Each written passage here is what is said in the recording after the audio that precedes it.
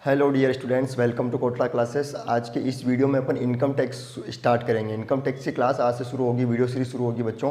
और जो पीछे की जो वीडियो सीरीज जो चल रही थी जीएसटी की और बाकी 12th 11th सारी वीडियो सीरीज चलती रहेगी, कोई सी वीडियो सीरीज बंद नहीं होगी बच्चों।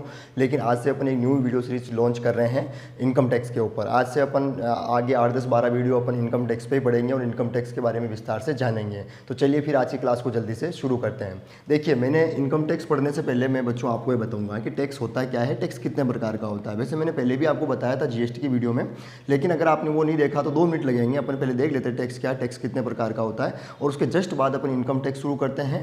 और उसमें अपन सबसे पहले यही पढ़ेंगे कि इनकम टैक्स किस किस को देना पड़ता है। फिर अपन देखेंगे कि इनकम टैक्स एक्ट कब लागू हुआ था, इनकम टैक्स के रूल्स क्या क्या है, इनकम टैक्स में कितनी अंडर सेक्शन से कितनी धाराएं हैं, पूरा एक्ट पढ़ना पड़ेगा क्या आपने को। ये सारा कुछ अपन इसके 2 मिनट के बाद अपन पढ़ते हैं। लेकिन पहले देखते हैं टैक्स क्या होता है। देखिए, टैक्स जो है गवर्नमेंट की इनकम का सबसे बड़ा सोर्स होता है। गवर्नमेंट को अगर इनकम ना हो, तो चाहे राज्य सरकार हो चाहे केंद्र सरकार हो, सेंट्रल गवर्नमेंट हो या स्टेट गवर्नमेंट हो, अगर उनको इनकम नहीं हो तो सीधी सी बात है कि वो अपने ऊपर विकास कार्यों पर कैसे खर्च करेगी और अपने देश को कैसे चलाएंगे। अपन अपनी देश की मशीनरी को, प्रशासन को, एडमिनिस्ट्रेशन को अपन चलाएंगे कैसे। तो टैक्सेस मिलना चाहिए। तो गवर्नमेंट के टैक्स जो है गवर्नमेंट की इनकम का मेन सोर्स होता है। ठीक है, तो टैक्स 2 प्रकार के होते हैं बच्चों, ध्यान दीजिएगा।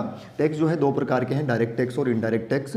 डायरेक्ट टैक्स वह टैक्स होते हैं जो जिस व्यक्ति पर लगाया गया उसी व्यक्ति को अपनी जेब से चुकाना है, वो अपनी टैक्स की लायबिलिटी किसी और पर ट्रांसफर नहीं कर सकता है। तो वो है डायरेक्ट टैक्स। जैसे इनकम टैक्स, अपन डायरेक्ट टैक्स जो पढ़ेंगे ना अभी, वो इनकम टैक्स ही है।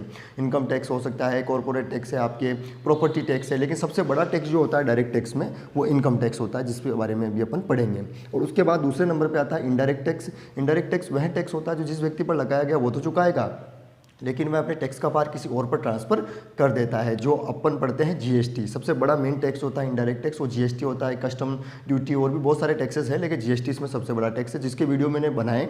आपने वो वीडियो नहीं देखे तो आपको लिंक डिस्क्रिप्शन में मिलेगा, जाके वो देखिए जीएसटी के वीडियो। तो चलिए फिर आज से अपन जल्दी से शुरू करते हैं कि टैक्स क्या है। लेकिन इससे पहले अपन ये देखते हैं इसी वीडियो में कि इनकम टैक्स एक्ट कब लागू हुआ, कितनी धाराएँ हैं, कितनी अंडर सेक्शन है, इसके बारे में अपन पढ़ते हैं। देखिए बच्चों, ये कुछ टॉपिक मैंने लिखे हैं। टॉपिक सारे आज अपन पढ़ेंगे इस वीडियो में, ध्यान समझेंगे, जानेंगे। तो आप कहेंगे सर ये तो थ्योरी हो जाएगा, थ्योरी कौन पढ़े, आप तो सीधा प्रैक्टिकल समझाइए।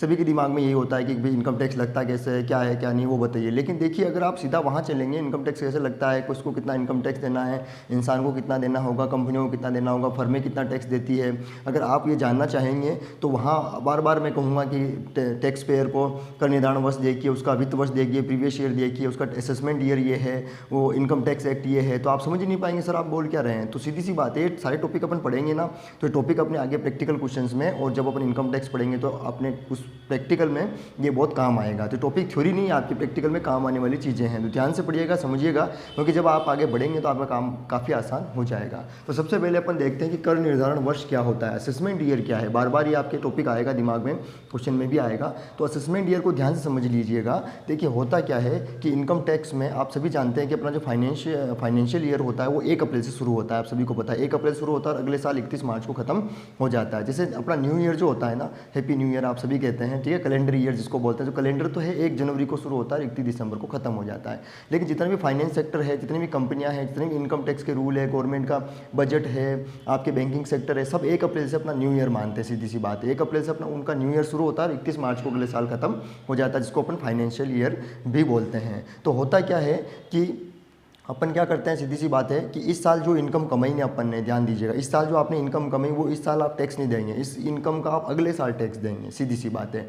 तो जो ये साल चल रहा है अभी, वो तो आपके हो जाएगा गत वर्ष, और जिस साल में आप टैक्स देंगे वो आ जाएगा आपके कर निर्धारण वर्ष। तो आप समझ नहीं पाए होंगे सर ये क्या है, मैं और आपको डिटेल समझाता हूँ। देखिए अभी क्या हो रहा है, अभी जो असेसमेंट ईयर है वो चल रहा है आपके असेसमेंट ईयर 2020-21। ध्यान दीजिए, 2020-21 आप समझ गए होंगे, 1 अप्रैल 2020 से शुरू हुआ और अगले साल 31 मार्च 2021 को ख़त्म हो जाएगा। ये तो है अभी आपके कर निर्धारण वर्ष। तो ये आपके असेसमेंट ईयर हो गया। तो अभी आप कैलकुलेशन कर रहे हैं इनकम टैक्स की और इनकम टैक्स पे कर रहे हैं, ठीक है। तो इनकम टैक्स आप पे कर रहे हैं इस साल में, लेकिन इस साल का टैक्स पे नहीं कर रहे हैं, आप पिछले साल का इनकम टैक्स पे कर रहे हैं, ठीक है। तो वो पिछले साल का जो आप इनकम टैक्स पे कर रहे हैं, उस पिछले साल को यहाँ पे गत वर्ष कहा जाता है, ध्यान दीजिए। और इसका गत वर्ष क्या हो जाएगा, इसके पीछे चले जाइए आप 1 साल, तो इसका पीछे वाला गत वर्ष हो जाएगा आपके 2019 2020 जो 1 अप्रैल 2019 से शुरू हुआ और अगले साल अब जो निकल गया 31 मार्च 2020 खत्म हो गया था। तो 31 मार्च 2020 को ध्यान दीजिए, अभी निकला था 31 मार्च 2020, समझिएगा ध्यान से। तो उस 31 मार्च 2020 को साल खत्म हो गया था। 31 मार्च 2020 को साल खत्म होने के बाद अपन ने क्या किया, अगर अपन बिजनेसमैन है तो अपने profit and loss account, trading profit and loss सब बना लिए। तो 31 मार्च को अपने को पता चल गया बच्चों कि अपने प्रॉफिट है, लॉस है, क्या है, इनकम का सारा स्ट्रक्चर अपने को पता चल गया। तो 31 मार्च को खत्म होने के बाद जो पूरा साल था अपने 19-20 जो 31 मार्च को खत्म हुआ, तो अप्रैल से अपन क्या करेंगे, कैलकुलेशन शुरू करेंगे इनकम की कि अपने कितनी इनकम है। तो अप्रैल, मई, जून, जुलाई लास्ट डेट होती है हर साल, ध्यान दीजिएगा, हर साल लास्ट जुलाई डेट होती है। जुलाई तक आपको इनकम टैक्स रिटर्न फाइल करना है और अपना जितना इनकम टैक्स बनता है पिछले साल का वो आपको पे कर देना है। लेकिन अभी गवर्नमेंट क्या करती है, हर साल इसकी डेट कभी बढ़ा भी देती है। जैसे अभी इस साल बढ़ा दिया, 30 नवंबर तक इसकी डेट, लास्ट डेट कर दी है इनकम टैक्स की। तो अब आप 30 नवंबर तक जो है पिछले साल का रिटर्न फाइल कर सकते हैं। तो ये पिछला साल जो होता है बच्चों गत वर्ष होता है, ध्यान दीजिएगा, गत वर्ष का ही अपन इनकम टैक्स देते हैं, ध्यान से समझिएगा। और जो 2020-21 से जो भी चल रहा है वो असेसमेंट ईयर है। जो पूरी इनकम टैक्स में अपन जो पढ़ेंगे इस साल वो यही पढ़ेंगे। 2019-20 तो अपने गत वर्ष होगा, ध्यान दीजिएगा। गत वर्ष की इनकम पर ही अपन इनकम टैक्स लगाएंगे, लेकिन इनकम टैक्स कौन से साल में लगाएंगे, असेसमेंट ईयर में लगाएंगे। क्यों, ऐसा क्यों होता है कि उसी साल का इनकम उसी साल टैक्स ईयर में लगाते हैं, अगले साल का क्यों इंतजार करते हैं। तो कारण ये होता है, भी मैंने बताया आपको कि 31 मार्च को अपन फाइनेंशियल ईयर खत्म होता है, तो 31 मार्च के दिन ही अपन क्या करते हैं, trading account, profit and balance sheet बनाते हैं। तो तभी तो पता चलता है कि अपने बिजनेस में कितना प्रॉफिट हुआ, कितना लॉस हुआ। तो पहले तो पता चलेगा ही नहीं ना, फ्यूचर में थोड़ी पता चलेगा कि 31 मार्च तक अपनी कितनी इनकम हो जाएगी। 31 मार्च खत्म होने के बाद ही तो पता चलेगा 31 मार्च को इतनी इनकम, इतना लॉस है, सैलरी किसको मिली तो कितनी मिली, क्योंकि बीच बीच में मान लो सैलरी बढ़ गई तो ऐसा कुल मिला के 31 मार्च को पता चलेगा। 31 मार्च को फाइनेंशियल खत्म होने के बाद उस साल का इनकम टैक्स आप अगले साल पे करते हैं। तो जिस साल आप पे करते हैं वो तो आपके कर निर्धारण वर्ष यानी असेसमेंट ईयर बच्चों, और जिस साल का आप टैक्स पे कर रहे हैं वो है आपके गत वर्ष यानी प्रीवियस ईयर। तो इस साल प्रीवियस ईयर क्या है, इस साल प्रीवियस ईयर 2019-20 है, ठीक है, और कर निर्धारण वर्ष क्या है 2020-21 है, आप ध्यान से देखिएगा, ठीक है। अब थोड़ा सा आगे बढ़ते हैं। इसके बाद आता है आयकर अधिनियम। देखिए अपने देश में, भारत में इनकम टैक्स एक्ट जो है 1961 बनाया गया था, ठीक है, 1961 बनाया गया था इनकम टैक्स एक्ट। उसी एक्ट के अनुसार ही इनकम टैक्स अपने भारत में लागू हुआ है। सेंट्रल गवर्नमेंट का टैक्स है, ध्यान दीजिए, सेंट्रल गवर्नमेंट ही टैक्स लगाती है, पहली बात ध्यान दीजिए, स्टेट गवर्नमेंट का इसमें कोई रूल नहीं होता है, ठीक है। सेंट्रल गवर्नमेंट यानी केंद्र सरकार के अधीन ही पूरा इनकम टैक्स डिपार्टमेंट आता है, ठीक है। तो इसमें 298 तो धाराएं होती है, ध्यान दीजिए। 298 तो इसमें अंडर सेक्शन से धाराएं हैं, बहुत बड़ा अधिनियम में, मतलब, ठीक है।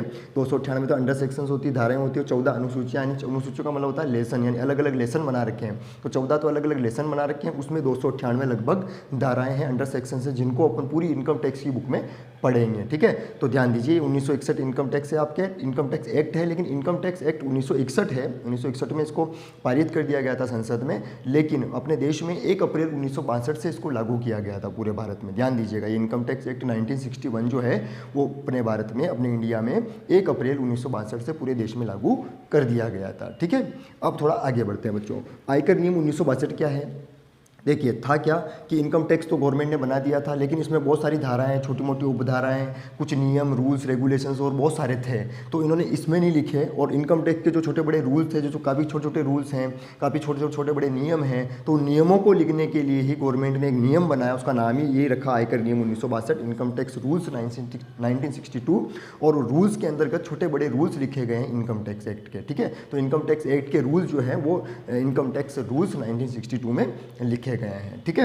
अब थोड़ा आगे बढ़ते हैं। राज्य की अधिसूचनाएं यानी गवर्नमेंट नोटिफिकेशंस। देखिए ध्यान दीजिए, इस इनकम टैक्स एक्ट में हर साल गवर्नमेंट कुछ नोटिफिकेशन जारी करके कुछ परिवर्तन कर सकती है। जैसे पीएफ पे टैक्स अब इतना लगेगा, पीएफ अब इतना कटेगा, सैलरी पे टैक्स इतना लगेगा, ये वो कुछ गवर्नमेंट नोटिफिकेशन जारी कर सकती है। तो आपको गवर्नमेंट के नोटिफिकेशन को भी ध्यान में रखकर ही इनकम टैक्स लगाना है, ठीक है। तो इनकम टैक्स में हर साल बदलाव होता है, सीधी सी बात है, ठीक है। उसके बाद अपन पढ़ते हैं वित्त अधिनियम वार्षिक यानी फाइनेंस एक्ट एनुअल। देखो होता क्या है, जो भारत सरकार की वित्त मंत्री हैं वो हर साल बजट पेश करते हैं, आप सभी को पता है, संसद में। तो जब वो बजट पेश करते हैं तो इनकम टैक्स के बारे में एनुअल एक्ट बनाते हैं, एनुअल एक्ट पास होता है और उस साल के बारे में बताते हैं कि इस साल अब इनकम टैक्स कितनी स्लैब रहेगी, कितना टैक्स देना होगा किस व्यक्ति को, टैक्स की रेट कम होगी ज़्यादा होगी, ये सारा कुछ वो जब बजट पारित करते हैं तो रूल्स लागू करते हैं। उसको कहा जाता है फाइनेंस एक्ट एनुअल। तो आप सभी समझ गए होंगे बच्चों की, ये है फाइनेंस एक्ट एनुअल, मतलब हर साल जो है वित्त मंत्री बजट पारित करते हैं, उस बजट में बताते हैं, एक्ट बनाते हैं, उस साल के बारे में बताते हैं कि उस साल कितना टैक्स देना पड़ेगा, कितनी टैक्स की रेट रहेगी, कम हो जाएगी, ज़्यादा हो जाएगी, हर साल पारित करके बताते हैं। तो हर साल इनकम टैक्स में वो कुछ भी चेंजेस कर सकते हैं, वो सारा कुछ वित्त मंत्रालय के अधीन आता है। वित्त मंत्रालय यानी फाइनेंशियल जो आपकी मिनिस्ट्री है वो चाहे तो उसमें कुछ भी चेंजेस कर सकती है। ठीक है, तो ये है आपका फाइनेंस एक्ट एनुअल। तो इसीलिए क्या होता है, हर साल इनकम टैक्स में कुछ ना कुछ रूल चेंजेस होते रहते हैं, तो हर साल आपको पढ़ना पड़ता है। लेकिन जो मैं आज आपको पढ़ा रहा हूँ वो लेटेस्ट ही है, इसी साल का ही है। ठीक है, यही मैं आपको पढ़ा रहा हूँ। तो ध्यान दीजिए, ये मैंने सब कुछ आपको बताया। आगे भी काफ़ी कुछ इंपॉर्टेंट टॉपिक अपन पढ़ेंगे। ठीक है, आज का वीडियो तो अपन यही खत्म करेंगे, लेकिन आगे भी काफ़ी इंपॉर्टेंट अपन पढ़ेंगे। धीरे धीरे अपन समझते जाएंगे। कोई प्रॉब्लम्स होगी तो आप कमेंट्स में लिखते जाएंगे। मैं आप पे भरोसा करता हूँ कि आप कमेंट्स में लिखेंगे और आगे आने वाले वीडियोज़ में मैं आपकी प्रॉब्लम भी सॉल्व करूँगा। लेकिन इनकम टैक्स एक ऐसी सब्जेक्ट होती है, टैक्स कोई सा भी हो, एकदम से समझ में नहीं आता। जब आप धीरे धीरे पढ़ते जाते हैं, कंसिस्टेंसी के साथ पढ़ते जाते हैं, तो धीरे धीरे बात समझ में आती जाती है। ठीक है बच्चों, तो फिर मिलते हैं अगले वीडियो में, तब तक के लिए